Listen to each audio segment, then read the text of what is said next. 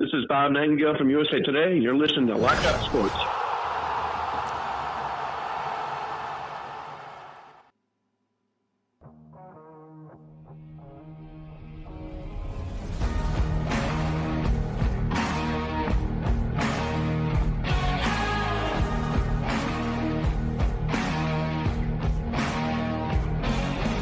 Well, the Mets' offensive woes continue as they get one hit out at Citi Field this afternoon, a sweep by the Guardians.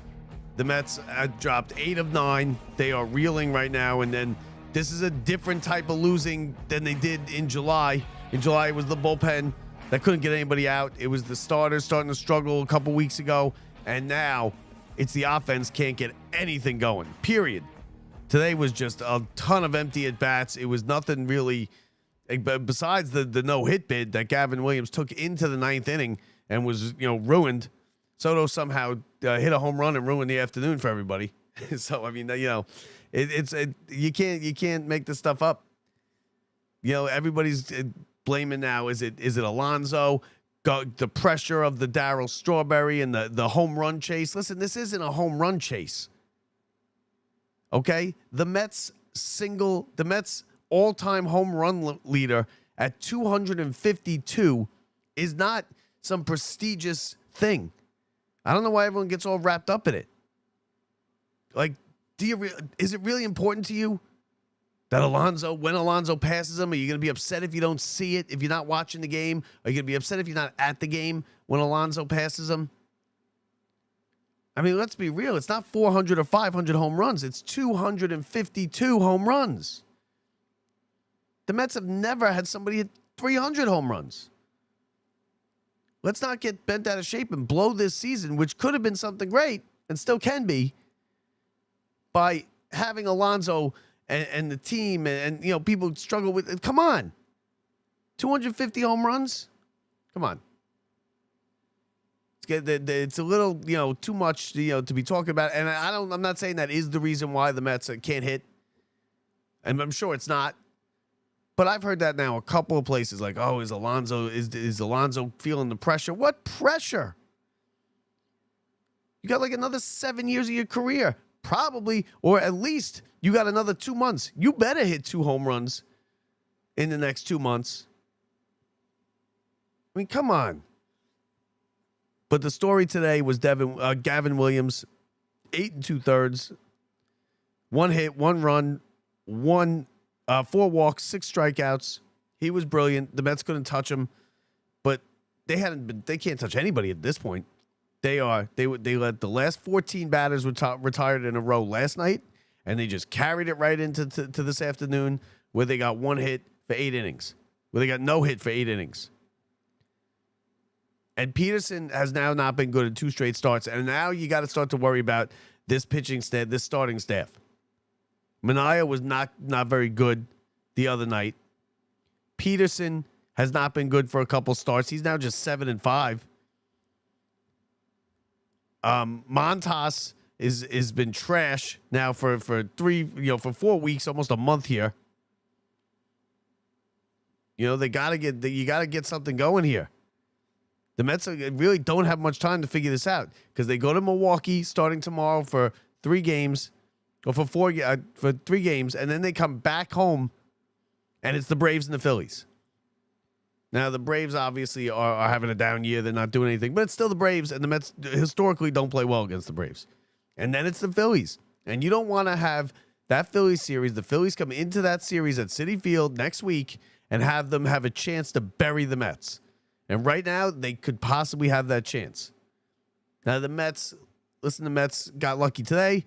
The Phillies lost, so it's still 2.5. But it feels like a lot more than 2.5 right now. It feels like it's a lot worse. And like I said, we'll leave it to Juan Soto, who I don't have a problem with him really this year. And I think he's playing well. He's putting up numbers. He had a rough start. But leave it to Juan Soto to add to the detractors list that he hits a home run and he ruins everybody's day. Because the Mets were never coming back in that game, in that 9th inning. They weren't coming back. They're scoring 4 runs in an inning. Mets don't score 4 runs a game. They weren't going to get 4 runs in the ninth, so Soto went up there, hit a home run, and ruined everybody's day. That's the stuff you can't make up. Now, Peterson, 6 innings, 5 hits, 4 runs, 2 walks, 7 strikeouts. Not great, right? Not terrible, but not great. Not an ace. David Peterson, when you have your ace and you're in a losing streak and you're reeling like the Mets are, your ace is supposed to step in there and throw a 2-hit shutout or give up 1 run in 7 innings. Not 4 runs, because the Mets don't score 4 runs right now. He'll have 2 home runs, too. The long ball has suddenly become a problem for everybody on this staff. The bullpen's been fantastic. It's been good. But the starting staff is now an issue. It's now, kind of rearing its ugly head, and it's turning into the staff that we were all afraid it was going to be at the beginning of the season. And I don't know how long they're waiting to bring these kids up, McLean and Sproat, but you got to get them on the first bus down from Syracuse tomorrow. We'll get them on the first plane to Milwaukee out of Syracuse. Because it's got to be better than it's been now. And I know the offense is the main problem. I get that. But these guys are proven major league hitters. They will break out of it. Alonso will finally, hit the 2 home runs and he'll go on a tear. Alonso is a power hitter. Power hitters are notoriously streaky. That's coming eventually. Soto will do it too. Hopefully today, the home run in the 9th inning is the start of it. So it wasn't, for naught about the blowing the no-hitter. Lindor will come out of it. I mean, you're talking about 2 Hall of Fame players in Lindor and Soto, and Alonso, who's, slowly making his way there. The rest of the lineup, nothing. I mean, nothing. Obviously, they were 1 hit today, so Soto was the only hit today.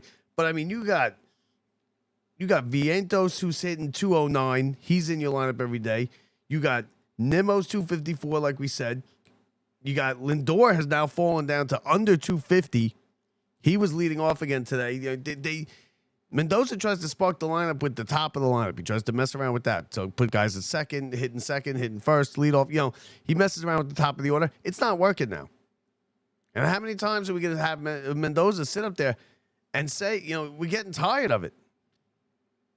He doesn't really even seem that upset. And last night, do I really need to see Lindor swinging at a pitch at his eyes and then a big smile on his face and turn around and pat the catcher and the chest protector? Listen, I don't need to see that. When you've lost 7 of 8 or 8 of 9 and you're sinking like a rock in August, I don't want my star player, my captain or supposed captain, to be smiling when he strikes out swinging through a pitch above his eyes and then turns around and then gives the catcher a pat like they're all buddies. You're friends with them, fine. Then not during the game. Not when you strike it out. Not when we're paying our good money to go watch this garbage. Because right now that's what it is. It's garbage. The Mets offense doesn't do anything. They don't hit with runners in scoring position. They haven't hit with runners in scoring position all year. It's a big problem. And if they ever can get it together and get to October, it's going to be a problem there. Because they're not going to be able to just flip the switch and turn it on and start hitting with runners on second and third, right? It's not going to happen. This team relies on the home run. They rely on Alonso or Lindor to put them on their back and go with it. And that's how this team wins. And then have Diaz to be at the back end of it. But if it's not one thing, it's another thing with this team all year. Earlier in the season, it was the offense. Then it was the bullpen that couldn't get anybody out. Now then it was the starting rotation that all got hurt. Now it's the offense that can't hit the water if it jumps out of a boat. I mean, come on. They spend and it's like they fixed the problem at the very moment. Whatever the problem was at the trade deadline, that's what they went after. And I get it, but the offense now is an issue. You can't have a team where it's just one guy's going to carry the team. If Lindor doesn't hit, the Mets don't win. And if you look at the numbers and the numbers of when he gets hits and then the Mets record of when he's in the game, if Lindor doesn't hit and Lindor is going bad or Lindor is not in the lineup, the Mets don't win. Period. And you better get it fixed fast. Whatever it is, you better get it fixed fast because you only have a couple days before the Phillies come in here. And if they're 5 games up on the Mets when they come in here, they have a chance to bury them in those 3 games at Citi Field. And then you put all this capital and stuff into these rentals and everything for nothing. For nothing. Peterson now 7-5. He kept his 6-inning streak thing going. Yeah, he went 6 innings for the 15th time, 16th consecutive time. No, I'm sorry, 6th consecutive time. Like, if we're looking for records, we're full of records over here. We got Alonso's about to pass him. We got Peterson with his 6th inning thing. How about getting some hits?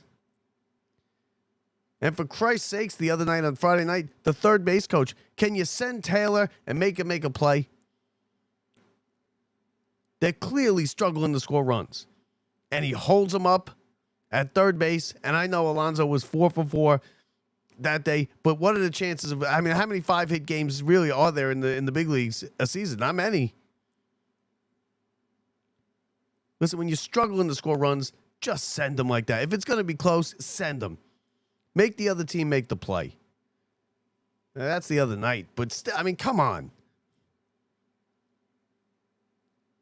And the Mets now are 2.5 games out. It's the first time in, I think, 7 weeks that they're more than 2 games between them and the Phillies. I said just 2 days ago that I think, it's going to be, just a back and forth. And then what happened? The whole thing falls apart. And like I said, you got about, a week, less than a week to fix this offense. And don't tell me fire the hitting coach, because I'm sick of hearing firing the hitting coach. The hitting coach does nothing. Don't you get the hitting coach does nothing? They don't change these guys' swings. These guys watch film of their own swings. They've had the same batting stance since 3rd grade. Stop with the pitching coach. At some point, you got to blame the players. Everybody wants, get rid of the hitting coach. The hitting coach stinks. Come on. He probably does stink as a coach, but that's not why they're not hitting. They're not hitting because the Mets all slump at the same time. They're like women on their periods at work. One gets up, one goes into a slump, then 2 days later, the other one starts a slump, and then before you know it, the whole middle of your lineup and 7 out of 9 players in your lineup can't hit for a lick.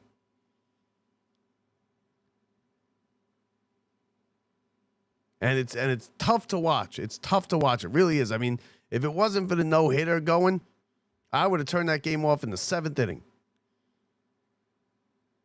It's just one after another. The Mets hit miles worth of pop-ups. Miles. They ground into double plays. They make bad plays like the other day on defense. They leave runners all over the bases when they do get hits. How did the Mets got one hit today? They left 4 men on base. Come on. So they got to go to Milwaukee tomorrow night. And what is it? Is it Montas tomorrow? Montas tomorrow? Great. You better start hitting. That's all I'm going to say is you better start hitting. If Montas is going to be pitching tomorrow, you better start hitting. And you better be able to score 6 or 7 runs because Montas has not been good. And I really do. I think Montas is going to just stink up the joint. Next time he's out there, he's going to get thrown off the mound, and that's going to be the last time we see him starting the game in a long time. But why even bother to go there? When we all know what's going to happen, we all know Montas is not going to go out there and throw a 3-hit shutout with 7 innings and 1-run ball. He's not going to do that. He's going to go out there. He's going to give you like 6 runs in 4 innings or 5 innings. And then you're going to say, oh, okay, now it's time for Sproat. We gave him one more chance. Because now you're reeling. Now you could possibly be 4 games out in just a couple days, and then it starts to get, then you start looking like the Yankees situation that they're in. Yankees won today, by the way.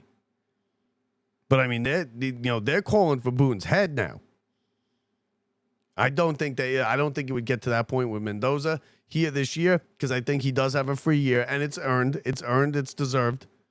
After last year, I'm okay with it. But I mean, what are you gonna do? These guys are professional players now. All right, get yourself out of the slump. Don't turn and blame the hitting coach. Don't blame the manager. Don't blame the lineup. Don't blame the defense. Don't blame the pitching. Sit in that box and fix your hitting. We're only asking you to succeed 3 out of 10 times. The pitching is, but like I said, the starting pitching is really what I'm most worried about, because these guys will fix the hitting. Its question is, will they fix it too late? Will they be 7 out behind the Phillies when they finally decide to, okay, we got to get this thing going, and they start hitting again? Because all they got the last 2 days was a home run from Juan Soto that ruined everybody's day, even the Mets fans. So that does it there. Listen, I just had to get this off my chest. I was pissed off today about this game. I was going to go to the game. Thank God he didn't throw the no-hitter. I mean, good thing he didn't throw the no-hitter, because that's just my luck. I was going to go, and the one of the few games I don't go to this year is a no-hitter. That would have been just icing on the cake.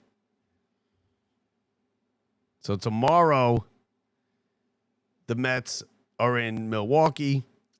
Milwaukee is a tough team. They're one of the hotter teams in baseball. It's not going to be easy. They are now, and now all of a sudden a 1-5 road homestand here, and Citi Field is not the house of wins that it's been for the whole season anymore. It's just not. I mean, give all the credit. But and it's still an electric atmosphere there. Now today was camp day. It was the middle of the week. I get it. It's not going to be, and they're not hitting. When the team's not hitting, it's a dead ballpark. But those night games, those Friday night, Saturday night game, it's the place to be in New York. It's Citi Field, and it's a electric playoff type atmosphere. Every seat is full. They got 40,000 there today. 40,000 is not easy to get on an Wednesday afternoon, 1:00 game. But this thing can go down the tubes if they don't get it together. They got to figure out what they're doing with the rotation. They got to get these kids up. They're clearly bringing them up. What the hell are you waiting for? I would promote Jonathan next week to AAA. I would bring up Sproat and McClain tomorrow and start sorting this thing out.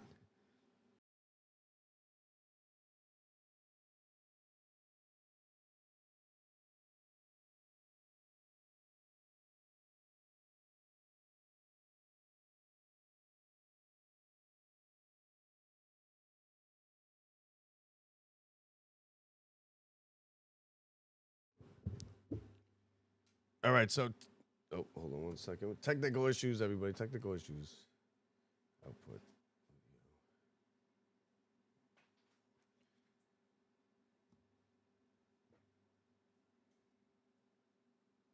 All right, so we're back. My fault with the technical issues, everybody. That was my fault. I don't know what happened, but it froze up. Listen, bring up Sproat. Get this thing going. Get these pitches. Get Montas out of the rotation, because he's not doing anything. He's not going to pitch well this weekend, but they're going to give him one more chance, and we'll see how he goes. Milwaukee's not easy. Milwaukee has played very well. They're one of the hotter teams in baseball. They're going against the Mets now, who are one of the least hot teams, losing it 8 of 9 and just dropping like a rock here. And they're now 2.5 behind. At least when the Mets, the Phillies, when the Phillies seem to win and keep it close when the Mets are winning, but the Mets now have dropped out of it. I'm sorry, not dropped out of it, but they're now 2.5 back, and they got to be careful, because I know there's still a month and a half left, but you don't want to fall 5 and 6 games out, and you don't want to come into that series 5 games out because, like I said, then they could bury you, and then all of a sudden you're 7 games out, and now you're fighting for a wild card spot, and that's the last thing you want to be doing here in August when you had such a good start to the season, and they really haven't been good for almost 2.5 months now. They haven't. If you're going to look at it in a unbiased kind of way, the Mets have been basically a 500 to below 500 team. They now are starting to lose games at home, which they didn't do at all. They still have the best record at home, but still, they've now started to lose games. I mean, this is a 1-5 homestand. This is not the team that we saw, lose 18, 16 games at home from April until July. So it's going to be interesting to see if they could get on.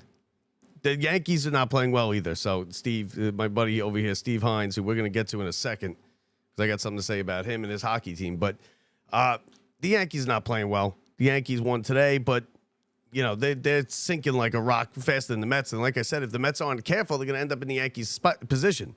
Yankees are 6.5 out, or maybe 6 out now. The Red Sox have flew past them as they're winning 7-8 in a row. So let's not get into a pissing competition here between the Mets and the Yankees, because neither of them are doing very well, but the Yankees are definitely doing worse right now. And the Mets are a better team. Let's be real. Mets are better they're more talented than the Yankees. I think the Yankee fans might finally get their wish and get a Aaron Boone fired this year. I think it's going to take a year like this where you miss the playoffs maybe, and now they'll get rid of, because who else are you going to blame? They're making mental mistakes on the field. They're dropping balls. That you got that crazy base running. They don't know how to run the bases. The Yankees haven't run the bases correctly in years. So the Mets are just kind of slumping. Like I said, they're like women in an office. One gets their period, and then all of them gets their period. The Mets slump. One of them starts slumping, and within a week or two, the whole team, the whole lineup is not hitting. It's terrible.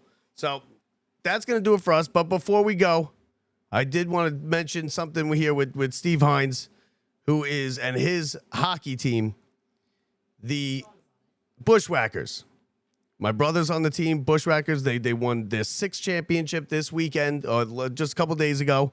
They now have already started their defense of the championship. I'm not sure how they did, but in the opening. But they are the champions of where did they play? Rapid Fire. They got their shirts. I don't have the picture of it because I didn't put it together, in time. But they got their shirts.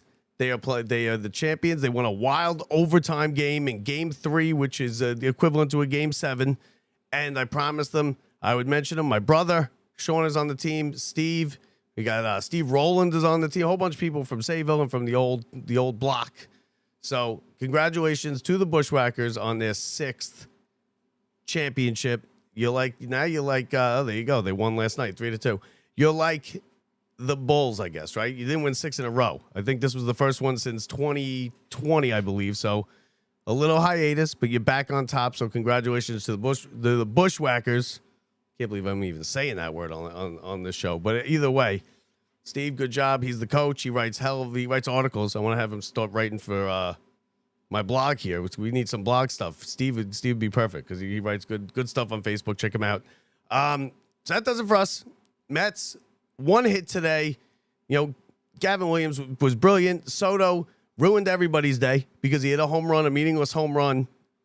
And, at that point, and you could tell, good job by the Mets fans, too, of giving a good standing ovation to a well-pitched game. The guy had everything going, and it sucks. It sucks that he lost it. I was rooting for him. If you hear the Howie Rose call, which I actually have right here, I believe I do, Howie was rooting for the no-hitter, and you could tell if you listen right here. Want to know the count? Williams deals. Fastball hit high in the air to deep center. Back goes Martinez onto the track. At the wall, he jumps. He can't get it. It's off the wall, remains in play, or might be a home run. There's no space back there above the orange stripe, so it might have simply hit the black above the stripe, and that's the ruling on the field. A home run for Soto, which ends the no-hit bid with 1 out in the 9th inning. Gavin Williams allows Soto's 26th home run of the year. And the Guardians' lead is cut to 4-1. That is a Howie Rose that is not happy. That's Juan Soto just hit a home run. You know, you want to witness history. I was on the fence about it because I had tickets to the game and I didn't go. So I was, a little relieved that Soto hit the home run. You don't want to miss a no-hitter holding tickets sitting on your couch. But anyway, that's going to do it for us. Sorry about the technical difficulties there. A little bit in the beginning, a little bit towards the end. But again, congratulations to Steve and my brother Sean and the whole Bushwhackers organization for a fantastic championship. They're 6th. Mets, let's get it going. Yankees get a win today, a must-needed win. They needed to win that game in the worst way. And we'll get into that at a different time. But don't check out on our website or anywhere you get your podcasts later on tonight, maybe tomorrow morning. We will have the top, and it's on our TikTok right now. You can go check it out. We will have the top 10 former Met now good list. I put together a top 10 list. It's like a 5-minute show, a short thing. So check that out. Mets fans, you're going to love it. Check out our website, www.lockedupsports.net. If you want to get all the links to follow us, it's lockedupsports.net/follow. And that does it for Locked Up Sports. I'm Bob Walters from the Brian Gunzel Studios. See ya.